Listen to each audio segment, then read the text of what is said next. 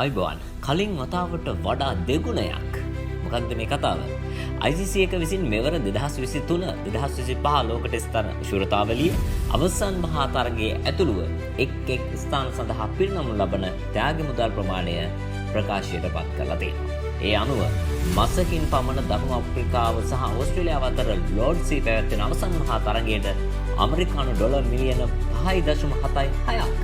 එහෙමත් නැත්නම් අපේ රටේ මුදලින් රුපියල් කෝටි 172ක් වෙන් කරලා තියෙනවලු. කොහොම වුණත් මුදලින් ශූරයන් සඳහා ඇමරිකානු ඩොලර් මිලියන 3.6ක් වෙන් කරලා තියෙනවා. ඒ වගේම ආසන්න වශයෙන් ශ්‍රී ලංකා මුදලින් මේ මුදල රුපියල් කෝටි 108ක්. ඒ වගේම අනුශූරයන් සඳහා ඇමරිකානු ඩොලර් මිලියන 2.16ක්.